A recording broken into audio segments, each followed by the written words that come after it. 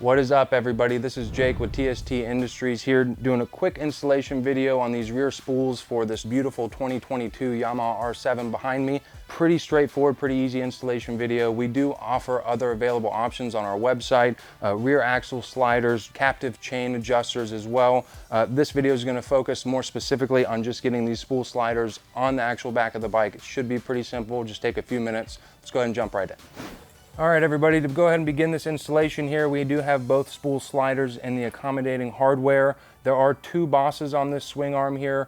It doesn't really matter which one you choose to use. For this video, we're gonna go ahead and use the more forward receiving feature. I do have my 5mm T-handle here, basically just gonna seat it into the screw that's already through the spindle, and we're going to just gently thread that in there, making sure that we don't cross thread anything. Just tighten it up by hand, and then it will be torqued down. The torque spec for these is 8 foot-pounds or 96 inch-pounds. I got that nice and snug here. I do have my torque wrench already set, so I'm just gonna go ahead and seat it and get that torque down.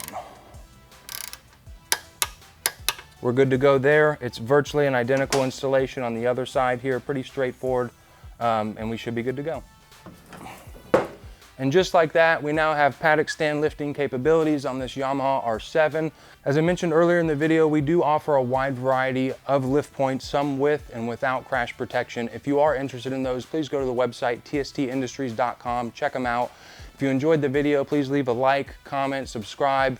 This is Jake with TST. It's been fun. Ride smart.